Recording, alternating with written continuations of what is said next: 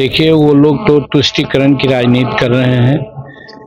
ये बिल किसी धर्म के पक्ष और विपक्ष में नहीं है। ये है न्याय और अन्याय के संबंध में बातें हैं। जो वक्फ बोर्ड है उसमें जो मैनेजमेंट था, वो मैनेजमेंट ऐसे लोगों के पास में था और ऐसे पैसा का गमन हो रहा था जिसका कि प्रयोग नहीं हो रहा था गरीबों की भलाई के लिए। अब जो सेक्शन 40 उसमें था, ये कहाँ की बात थी कि अगर वहां उठा के कह दिया कि आप हमारे वक्फ के आदमी हैं, आप उसका हो गए।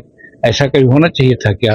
एक चीज। दूसरी चीज, विश्व में चल रहा है, भारत में चल रहा है, हमारे नरेंद्र मोदी जी, नीतीश कुमार, इस सब महिलाओं के विकास की बात कर रहे हैं। महिला को वहाँ क्यों नहीं दिया गया था, क्यों वर्जित किया गया था? तो महिला को नहीं होना चाहिए क्या?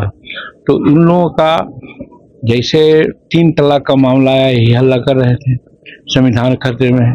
आज आप मुस्लिम महिलाओं से जाकर पूछिए 3 तलाक में कितना सशक्तिकरण हुआ और कितना ये कर रही है। तो 370 का कानून था, जब आया तो इसी तरह से वो लोग हल्ला कर रहे थे। आज कश्मीर में जाकर देख लीजिए क्या स्थिति है।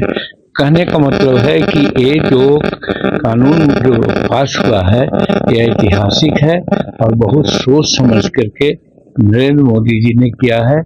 ये किसी धर्म के विरोध की बात नहीं, व्यवस्था के विरोध है।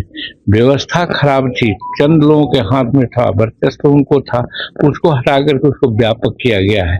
इसलिए ये बहुत पहले पारित हो जाना चाहिए था। अब पारित हुआ है, चलिए देर से ही आए दुरुस्त हुआ। और जो लोग कह रहे हैं उनके मन में बेईमानी है, वो लोग नहीं चाहते। देखिए, समाज में कुछ लोग डेवलप्ड होते हैं, तो उस समाज में भी कुछ डेवलप्ड लोग होते हैं, वो विरोध कर रहे हैं इसलिए कि वो अभी तक उसको माल चाप रहे थे, गरीब को नहीं चाहते थे कि वो जाए। तो इसी चीज को नरेंद्र मोदी जी ने कहा, उन लोगों के हाथ से व्यवस्था हटा करके गरीबों के हाथ में व्यवस्था दे दिया है। और एक का जो एक अधिकार था, मोनोपोली था, उसको तोड़ करके के उसको पंचायती के रूप में सब लोगों के हाथ में दे दिया ताकि इसकी व्यवस्था ठीक हो।